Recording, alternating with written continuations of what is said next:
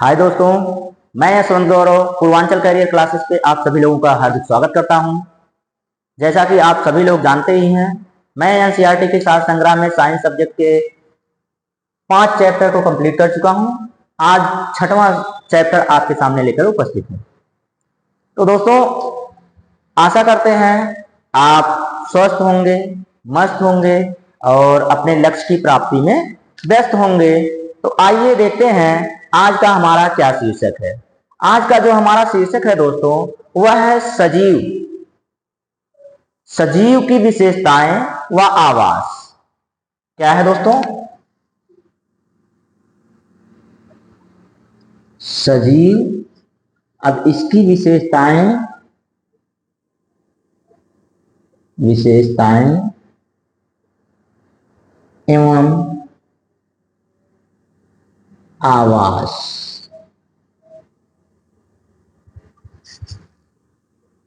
तो दोस्तों, ये रहा आपका शीर्षक आज का।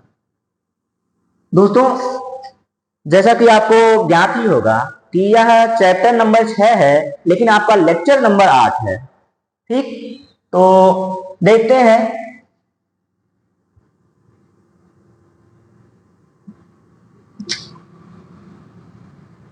एनसीईआरटी का ये जो सार संग्रह लेकर हम आप लोगों के सामने उपस्थित हुए हैं दोस्तों, यहां से क्वेश्चन जरूर बनते हैं।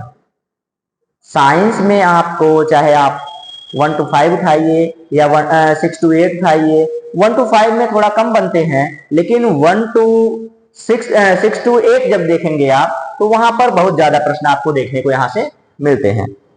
तो सबसे पहले दोस्तों, सभी लोग जानते हैं कि हमने पदार्थ के बारे में आपको बताया था। कोई भी वस्तु होगी, सजीव की बात छोड़िए, यहां पर वस्तु के बारे में थोड़ा सा देखें पहले। तो वस्तु, आप सभी लोगों को मैंने परिभाषा बता दी है। वस्तु या पदार्थ क्या होते हैं? वे वस्तुएं जो स्थान घेरती हैं, जिसमें द्रव्यमान निहित होता है। वे वस्तुएं जो जिसमें जो स्थान घेरती हैं और जिसमें द्रव्यमान निहित होता है, वे हमारी वस्तुएं या पदार्थ कहलाती हैं। तो ये परिभाषा तो हो गई थी दोस्तों। अब परिभाषा को जब हम लोग विभाजित करते हैं वस्तुओं को सजीवता के आधार पे, तो जीव के आधार पे, तो देखा जाए तो इसमें 2 भागों में विभाजित होता है। कितने भागों में दोस्तों? 2 भागों में हम वस्तु को विभाजित कर सकते हैं। वस्तु या इसी को हम कह लें पदार्थ। कोई भी पदार्थ होगा तो उसे हम लोग 2 भागों में विभाजित करते हैं, कुछ लक्षणों के आधार पे। कुछ लक्षणों के आधार पे दोस्तों। तो पहला क्या होता है? सजीव वस्तुएं या सजीव पदार्थ। सजीव वस्तुएं या सजीव पदार्थ। और दूसरा जो होता है आपका होता है निर्जीव पदार्थ। क्या होता है दोस्तों? निर्जीव पदार्थ या निर्जीव वस्तुएं। तो वह कौन कौन से लक्षण है जिसके द्वारा दोस्तों हम सजीव और निर्जीव निर्धारित करते हैं? उन्हीं के बारे में हमें थोड़ा सा क्या करना है, पढ़ना भी है, क्योंकि यहाँ पे सजीव दिया हुआ है। तो क्या लक्षण है कि इन्हें सजीव कहा जाता है, क्या लक्षण है कि इन्हें निर्जीव कहा जाता है? तो दोस्तों आइए हम देखते हैं। सबसे पहले तो इनमें यह क्या होता है? श्वसन होता है। श्वसन की क्रिया होती है। पहला लक्षण, सजीवों में श्वसन की क्रिया होती है, निर्जीवों में श्वसन की क्रिया नहीं होती। दूसरा देखा जाए दोस्तों, तो सजीव हो गया, इनमें पोषण होता है। क्या होता है? पोषण होता है, यानी कि आप भोजन करते हैं, भोजन की आवश्यकता होती है। निर्जीवों में भोजन की आवश्यकता नहीं होती है। तीसरा लक्षण देखें दोस्तों, तो तीसरा जो हमारा हो जाता है वह होता है वृद्धि एवं विकास। तो दोस्तों, सजीवों में वृद्धि और विकास होता है। क्या होता है? वृद्धि और विकास होता है, लेकिन निर्जीवों में यह नहीं होता है। चौथे लक्षण पर आ जाए दोस्तों, तो ये सारे लक्षण है सजीवों के दोस्तों। यह अगर इनमें से कोई भी एक लक्षण नहीं हुआ तो आपका ये जो सजीव है ये नहीं होंगे। ठीक, इसमें देखा जाए श्वसन हो गया, वृद्धि विकास हो गया, पोषण हो गया, तो संवेदनशीलता ले लिया जाए,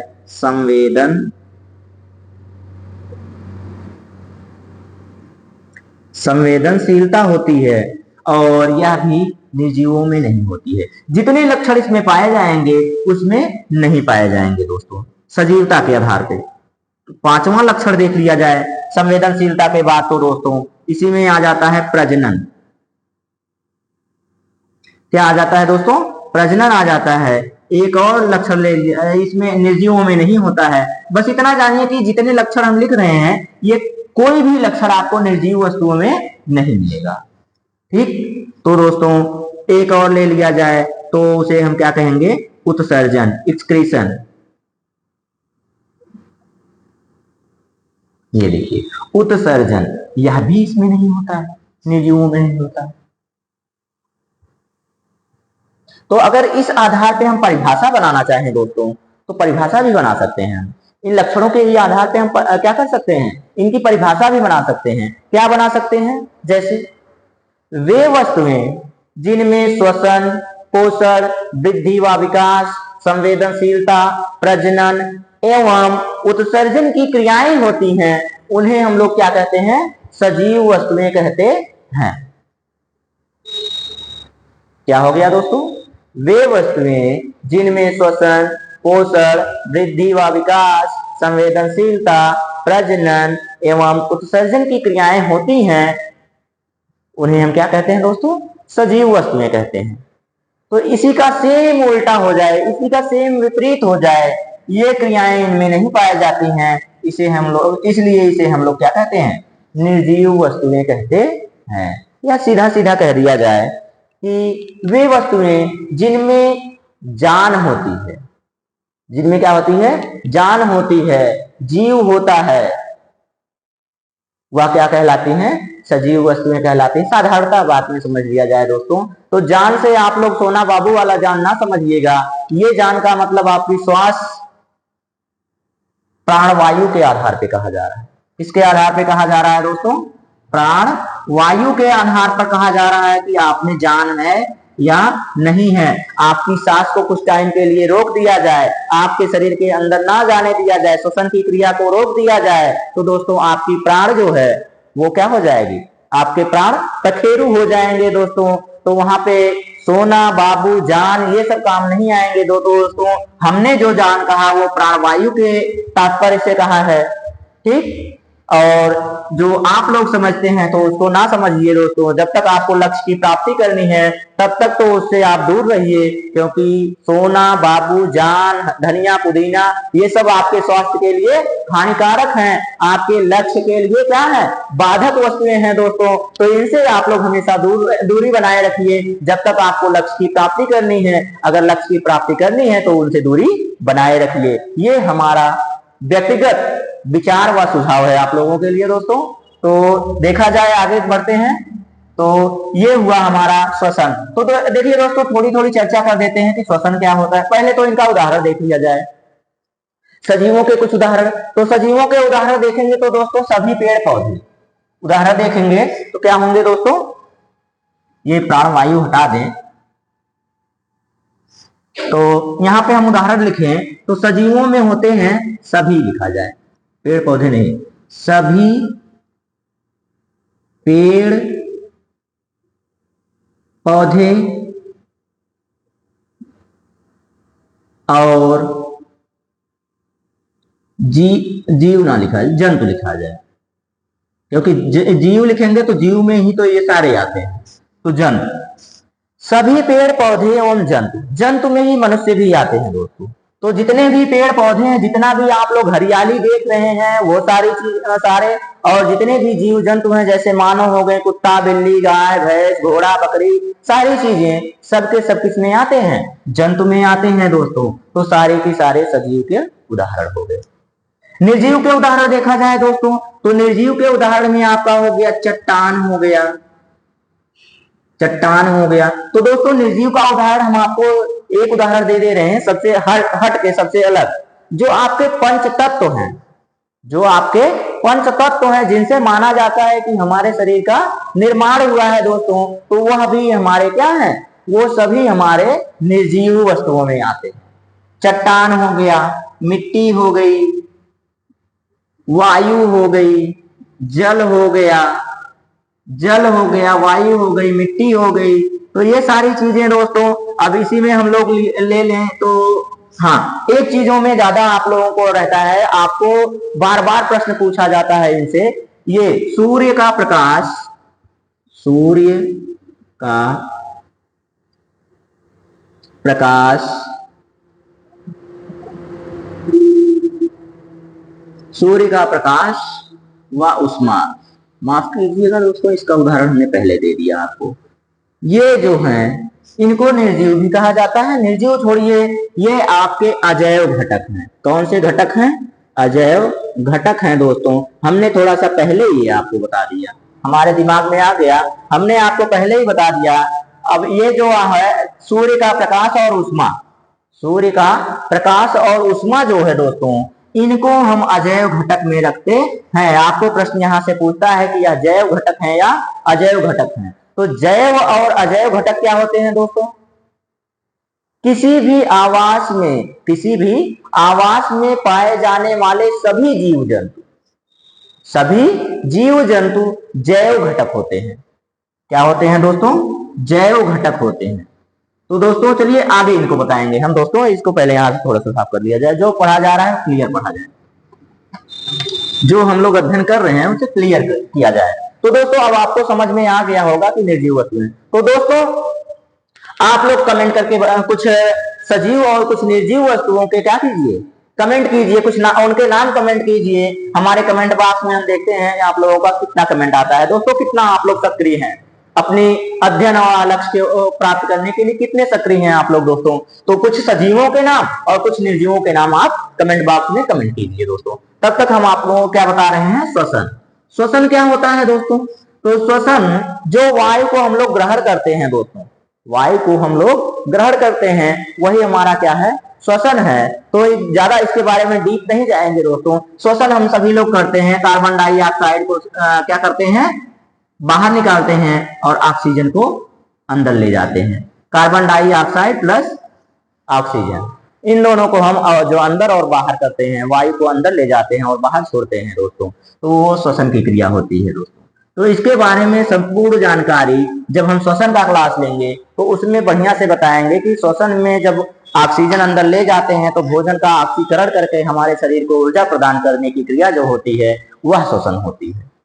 तो ये परिभाषा आपको अभी जानने की जरूरत नहीं है दोस्तों। अभी आपको सिर्फ इतना जानना है कि क्या करते हैं, ऑक्सीजन को अंदर ले जाते हैं और कार्बन डाइऑक्साइड को बाहर छोड़ते हैं। इतना जरूर जान लीजिए कि भोजन का ऑक्सीकरण, भोजन का ऑक्सीकरण, भोजन का ऑक्सीकरण होता है किसके कारण? श्वसन के कारण, जिससे हमें ऊर्जा प्राप्त होती है। इतना जानते रहिए। फिर आता है पोषण। पोषण तो हमने आपको बहुत अच्छे से पढ़ा दिया है दोस्तों, पहले ही चैप्टर में भोजन के घटक में कितने अच्छे से पढ़ाया है पोषण क्या होता है। हमें स्वस्थ रहने के लिए, हमारे अच्छे तरीके से हमारे शरीर का विकास, वृद्धि व विकास के लिए हमें पोषण की आवश्यकता होती है। जितने भी सजीव होते हैं पोषण पर ही निर्भर करते हैं दोस्तों। वृद्धि और विकास अभी अभी मैंने बताया कि हम पहले छोटे होते हैं, फिर उसके बाद धीरे धीरे बड़े होते जाते हैं। हमारा हाथ पहले छोटा होता है, फिर उसका विकास होता है, वृद्धि होता है। तो दोस्तों ऐसे ही हमारा वृद्धि व विकास होता रहता है। फिर उसके बाद देखें संवेदनशीलता क्या होती है दोस्तों।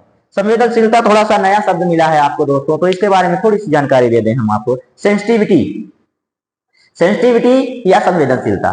तो संवेदनशीलता क्या होती है दोस्तों? जैसे कि आपका ये जो तीनों मौसम है, जाड़ा, गर्मी, वर्षा, तो गर्मी और ठंड व गर्म हमको कैसे पता चलता है? तो संवेदनशीलता के आधार पे हमारे अंदर संवेदनशीलता होती है, हमारी त्वचा में होती है। जैसे ही हम अगर अपने हाथ पर या किसी के हाथ पर कोई बैठा हुआ है दोस्तों, तो उसको आप चाहे बर्फ व थोड़ी सी आग ले जाकर के उसके त्वचा पर रख दीजिए, तो वह तुरंत अपने हाथ को हटा लेगा। तो ये क्या होता है दोस्तों? जिससे हमें क्या होता है? ठंड व गर्म का एहसास होता है। तो वही होती है संवेदनशीलता दोस्तों, ठंड व गर्म का एहसास करना। ठंडा व गर्म का एहसास जो होता है दोस्तों, वही हमारी क्या होती है? संवेदनशीलता होती है। फीलिंग्स बाद में बताएंगे दोस्तों। चलिए प्रजनन क्या होता है दोस्तों, थोड़ा सा जान लेते हैं प्रजनन के बारे में भी। तो प्रजनन क्या होता है? जितने भी जीव हैं सभी जीव जंतु अपने समान संतान उत्पन्न करने की क्षमता रखते हैं, उसी को हम लोग क्या करते हैं दोस्तों, उसी को हम लोग प्रजनन कहते हैं। जीवों में अपने समान संतति उत्पन्न करने की क्षमता को प्रजनन कहा जाता है। क्या कहा जाता है दोस्तों, अपने समान संतति। संतति का क्या मतलब होता है दोस्तों, संतान। संतति, संतति का मतलब क्या होता है, संतान। संतान का मतलब दोस्तों बच्चा, किड। तो दोस्तों ये हो गया, जैसे कि आपके माता पिता हैं, आपके माता पिता से आपने जन्म लिया, तो वही जो होती है, वो जो क्रिया होती है दोस्तों, उस क्रिया को ही हम लोग क्या कहते हैं, प्रजनन कहते हैं। जिस क्रिया के द्वारा बच्चे पैदा होते हैं या फिर अपने समान संतति उत्पन्न होती है, उसी को हम लोग क्या कहते हैं दोस्तों, प्रजनन कहते हैं दोस्तों। तो ये हो गया प्रजनन। उत्सर्जन क्या है दोस्तों, तो उत्सर्जन क्या होता है, अपशिष्ट पदार्थों को शरीर से बाहर निकालने की क्रिया।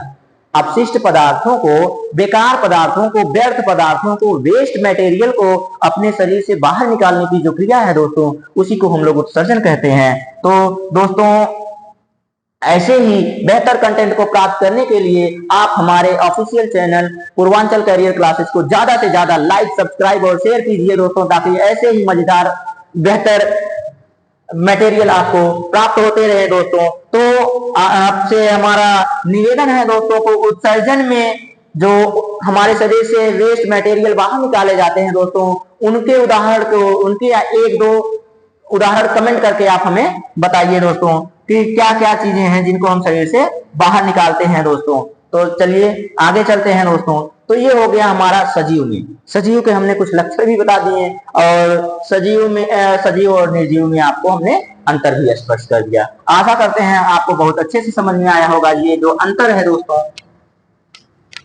आइए फिर देखते हैं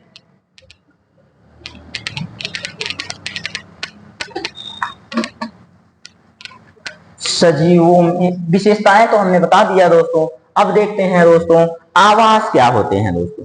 क्या देखना है दोस्तों, आवास क्या होता है।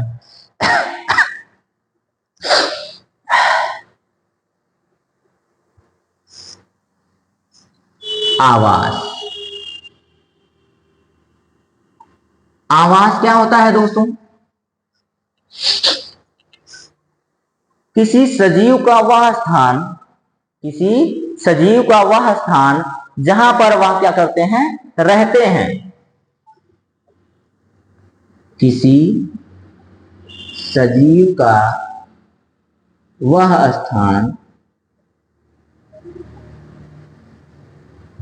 जहां पर वह निवास करते हैं, निवास करते हैं या रहते हैं, उन्हें ही हम लोग क्या कहते हैं दोस्तों, आवास कहते हैं दोस्तों। क्या कहते हैं, आवास कहते हैं दोस्तों। तो आवास के साथ दोस्तों आपका एक और शब्द मिलता है आपकी किताब में चर्चा किया गया है, अनुकूलन, एडॉप्टेशन। अनुकूलन क्या होता है दोस्तों, सजीवों में कुछ विशिष्ट, सजीवों में कुछ विशिष्ट एवं क्या होते हैं दोस्तों, विशिष्ट गुण व स्वभाव, जिसके कारण वह किसी विशेष स्थान पर रहने योग्य होते हैं। सजीवों में कुछ विशिष्ट गुण, विशिष्ट गुण व स्वभाव होते हैं जो उन्हें किसी स्थान विशेष पर रहने योग्य बनाते हैं, रहने स्थान विशेष पर रहने योग्य बनाते हैं।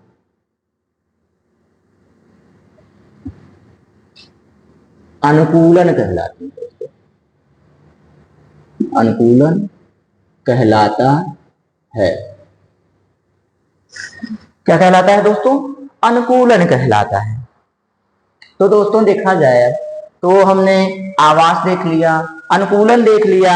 अब इसके बाद दोस्तों आए तो ये जो आपका आवास है, आवास कैसे कैसे होते हैं दोस्तों? तो आवास स्थानों के आधार पर होते हैं दोस्तों। तो एक होते हैं स्थलीय आवास, अगर हम विभाजित करें आवास को तो स्थलीय आवास होते हैं, और जो दूसरे होते हैं वो कौन सा आवास होते हैं दोस्तों?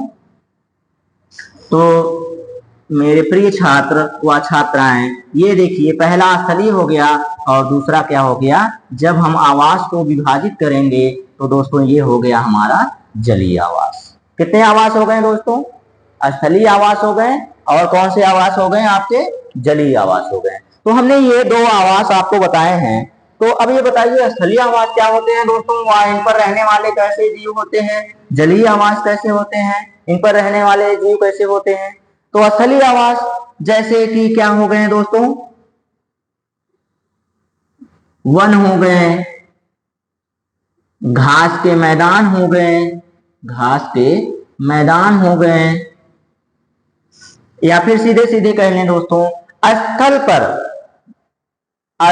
पर पाए जाने वाले आवास को, स्थल या भूमि पर, स्थल यहां पे देख लिया जाए दोस्तों, तो स्थल, इसी को हम लोग जमीन भी कह सकते हैं, इसी को हम लोग भूमि भी कहते हैं दोस्तों।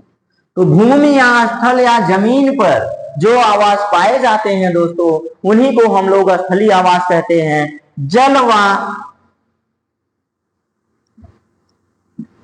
जल या जिसको हम लोग पानी कहते हैं दोस्तों, इसमें पाए जाने वाले जो आवास होते हैं दोस्तों, वो कौन से आवास होते हैं दोस्तों? तो जलीय आवास होते हैं। तो इतना समझ में आपको आया होगा कि दोस्तों स्थलीय आवास किसे कहते हैं और जलीय आवास किसे कहते हैं दोस्तों। तो ये दो आवास आपको समझ में आए होंगे। तो अब इन दो आवासों के बारे में हम थोड़ी सी चर्चा और करेंगे दोस्तों। तो ये जो आवास है, जैसे कि आपके वन हो गए, घास के मैदान हो गए, मरुस्थल हो गए, मरुस्थल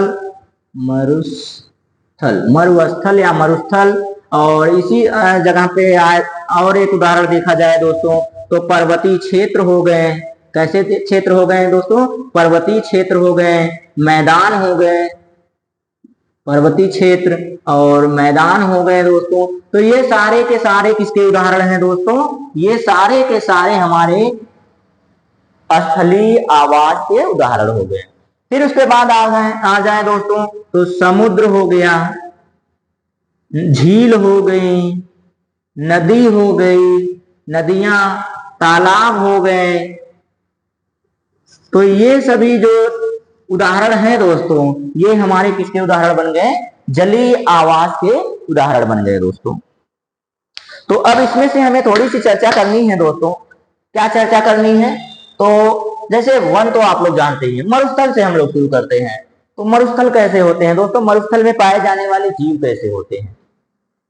तो मरुस्थल में पाए जाने वाले जीव, सबसे पहले मरुस्थल का नाम ले तो दोस्तों वहां पे जो पेड़ पौधे पाए जाते हैं, वहां पे जो पेड़ पौधे पाए जाते हैं दोस्तों, उनकी पत्तियां कटीली या तो पत्तियां होती ही नहीं है, पत्तियां होती भी हैं तो कटीली होती हैं। जैसे आप लोगों ने देखा होगा कैक्टस, नागफनी, ये सारे जो जीव, ये सारे जो पेड़ पौधे होते हैं दोस्तों, वो कहाँ पे पाए जाते हैं? मरुस्थल पर पाए जाते हैं, जहाँ की भूमि क्या होती है? जहां पर पानी कम होता है, मिट्टी बलुई होती है दोस्तों, उन्हीं को हम लोग मरुस्थल कहते हैं। वहां पे जीव जंतुओं को जीवन यापन करने के लिए बड़ी कठिनाई उठानी पड़ती है दोस्तों। वहां पे जल कम मिलता है। जब जल ही कम मिलेगा दोस्तों तो जैव विविधता भी कम ही मिलेगी, जैव विविधता भी वहां पर कम ही मिलेगी। वहां पर पेड़ पौधे व जो जनजातियां हैं, जो हमारे ये जीव जंतु हैं, वह भी कम मिलेंगे। क्यों न कम मिलेंगे दोस्तों? क्योंकि वहां पे जीवन बिताना दुर्लभ होता है, वहां पे जल ही नहीं मिलता। जब जल नहीं मिलेगा दोस्तों तो और सामग्रियां दैनिक जीवन में जो हम लोग उपयोग करते हैं वह भी कम मिलती है। तो दोस्तों यहाँ पे जो मरुस्थल है, मरुस्थल में देखा जाए तो पौधों की बात हो रही थी, तो पौधों में जो होते हैं कटीली झाड़ियां पाई जाती है। वहां पे मैंने बताया कि जो पौधे होते हैं, अब पौधों में जो पत्तियां होती हैं तो पत्तियां होती ही नहीं है, अगर होती भी है तो कटीली होती है, उन पर कांटे होते हैं।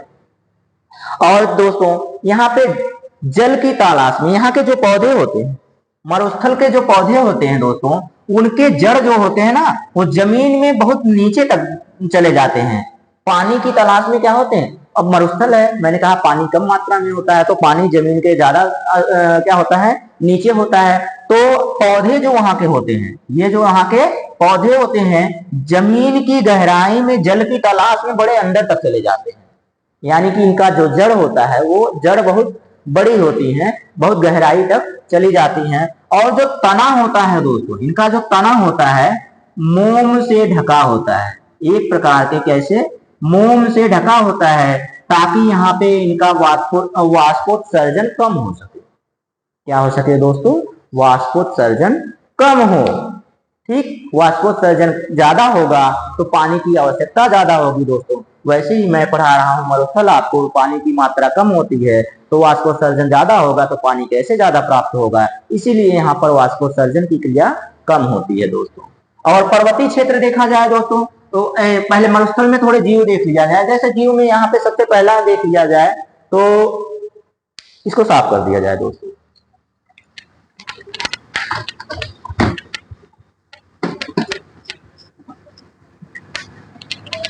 तो दोस्तों मरुस्थल में कुछ और लक्षण देखते हैं।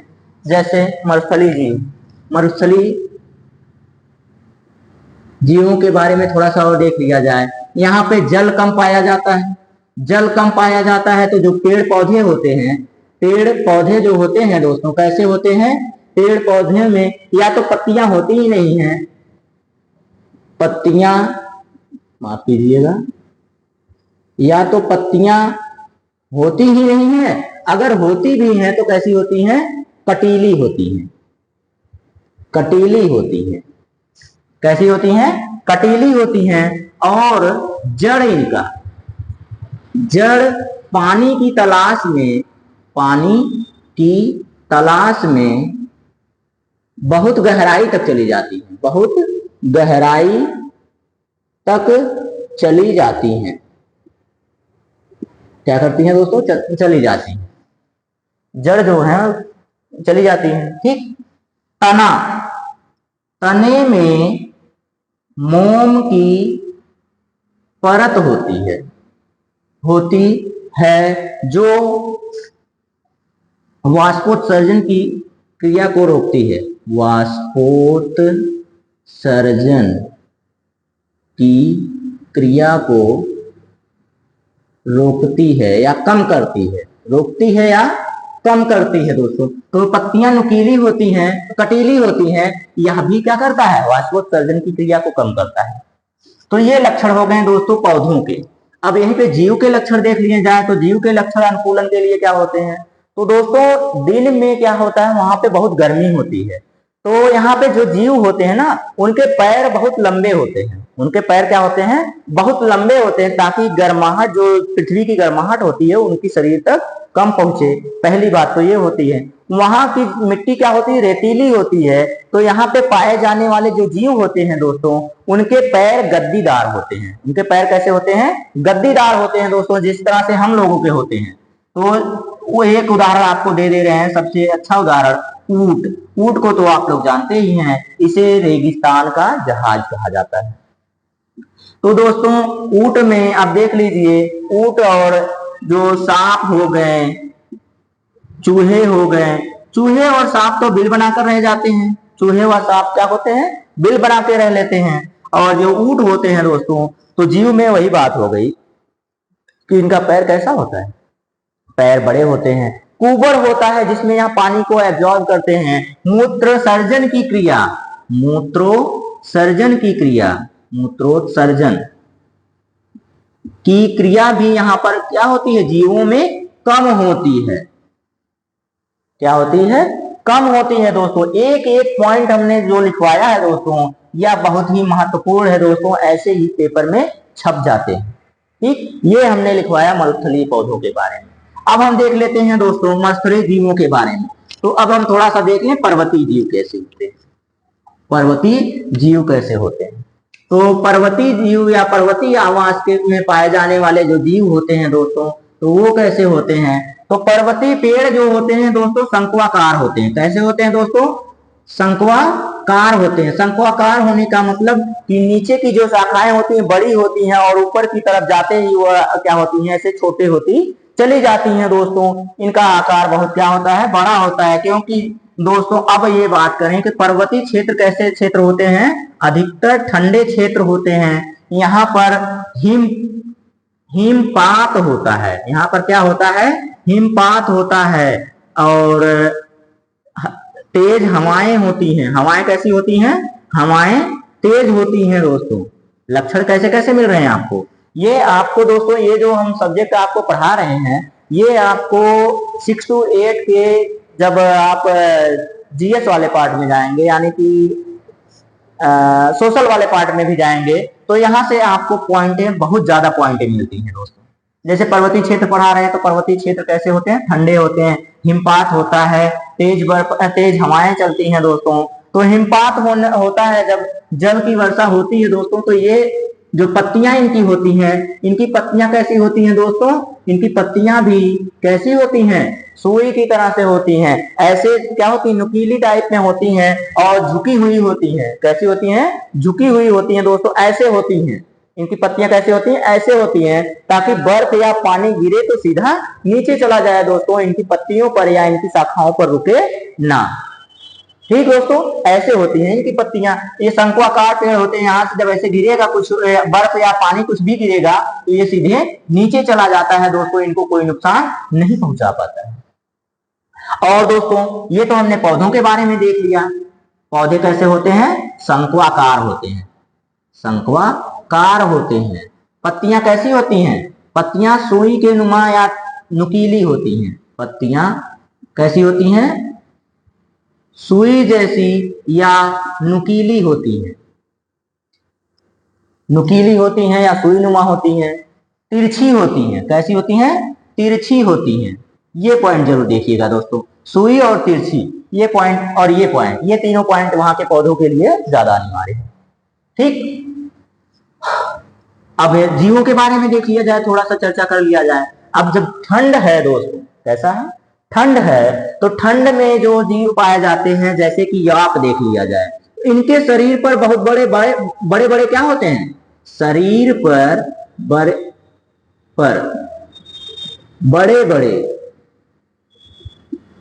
बड़े बाल होते हैं, जिससे इनको ठंड में क्या मिलती है, राहत मिलती है।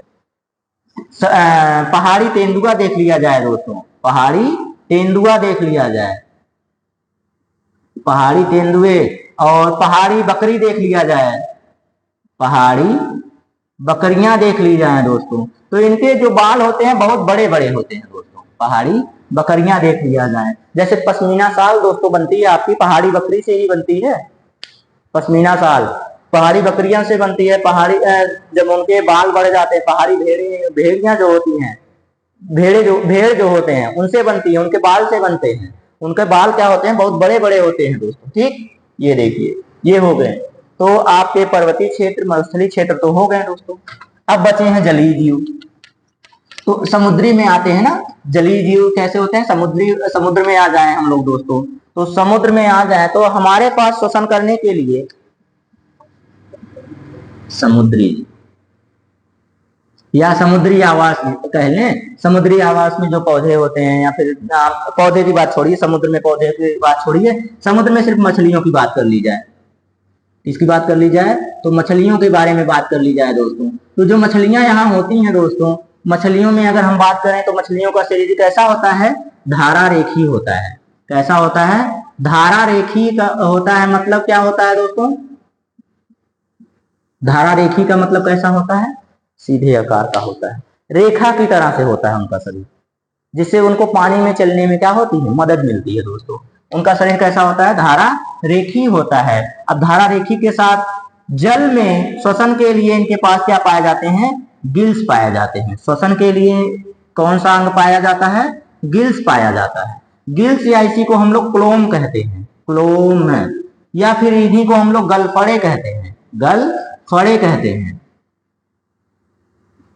क्या कहते हैं दोस्तों, मछलियों में या जलीय जीवों में श्वसन के लिए गिल्स पाए जाते हैं, इन्हीं को क्लोम या इन्हीं को गलफड़े कहते हैं दोस्तों। यहाँ से प्रश्न पूछता है कि मछलियां श्वसन करती हैं, किसके द्वारा करती हैं, गिल्स के द्वारा, क्लोम के द्वारा, गलफड़े के द्वारा। अब तो ज्यादातर गलफड़े तो कम देता है, अब गिल्स और क्लोम देता है दोस्तों। तो इन सब के बारे में भी जानते रहिए। लेकिन दोस्तों एक चीज और आती है आपके बारे में, एक चीज और आती है, जैसे कि आपकी हो गई व्हेल। किसकी बात कर लें? व्हेल की बात कर लें। तो दोस्तों व्हेल और एक और मछली जो आपकी होती है डॉल्फिन, इनमें महत्वपूर्ण जानकारी है दोस्तों, जरूर नोट कीजिएगा। इनमें गिल्स नहीं पाए जाते हैं, इनमें गिल्स अनुपस्थित होते हैं। तो दोस्तों ये कैसे सांस लेती हैं? दोस्तों क्या बोला मैंने बोला कि सभी मछलियों में गिल्स व क्लोम में गलफड़े पाए जाते हैं, सभी जलीय जीवों में, जिसके द्वारा वो क्या करते हैं? श्वसन करते हैं। लेकिन ये भी व्हेल और डॉल्फिन जो जलीय जीव हैं, इनमें गिल्स नहीं पाए जाते हैं, तो ये कैसे श्वसन करते हैं? तो दोस्तों अब बताइए आप लोग। तो दोस्तों इनमें नासा द्वार होता है, हमारी ही तरह इनमें नासा द्वार व फिर क्या होता है दोस्तों? वात छिद्र होता है। वात छिद्र के द्वारा यह क्या करते हैं? श्वसन करते हैं। कौन कौन? डॉल्फिन और तो दोस्तों नोट जरूर कीजिएगा इन पॉइंट्स को। इन पॉइंट्स को ही लेके क्या होते हैं आपके पेपर में प्रश्न पूछे जाते हैं। तो दोस्तों आइए थोड़ा सा और एक जानकारी ले लेते हैं। हमने लिखा है धारा रेखी, तो धारा रेखी हमने जो लिखा है इसमें आपको एक और मिलता है, क्या नाम है आपका? ऑक्टोपस। ऑक्टोपस और स्क्विड। स्क्विड ये दोनों भी जलीय जीव हैं, लेकिन इनका शरीर धारा रेखी नहीं होता है। शरीर धारा रेखी, रेखी या रेखित जो भी आपको मिल जाए, रेखीय नहीं होता है, नहीं होता है। मैंने कहा सभी जलीय जीव जो मछलियां या उसके वर्ग के होते हैं उनका शरीर कैसा होता है? उनका शरीर धारा रेखी होता है। लेकिन ऑक्टोपस और स्क्विड ये दो जीव ऐसे हैं इनका शरीर धारा रेखी नहीं होता है। आवश्यकता अनुसार ये अपने शरीर को धारा रेखी बना लेते हैं। ठीक दोस्तों, इनका शरीर धारा रेखी नहीं होता है। तो पूछ लेगा मछलियों में कौन सी ऐसी मछलियां या जलीय जीव है जिनका शरीर धारा रेखी नहीं होता है दोस्तों? तो आप सीधा सीधा कमेंट करेंगे या फिर वहां पर प्रश्न लगाएंगे ऑक्टोपस और स्क्विड। गिल्स किसके पास नहीं होते हैं दोस्तों? तो गिल्स आपके व्हेल और डॉल्फिन के पास नहीं होते हैं। तो ऐसी ही महत्वपूर्ण जानकारियों के लिए दोस्तों आप हमारे YouTube channel Purvanchal career classes को ज्यादा से ज्यादा लाइक व सब्सक्राइब कीजिए दोस्तों। आशा करते हैं आप क्या होंगे? स्वस्थ होंगे, मस्त होंगे और अपने लक्ष्य की प्राप्ति के रास्ते पर ही व्यस्त होंगे दोस्तों। आज के लिए इतना ही दोस्तों, धन्यवाद।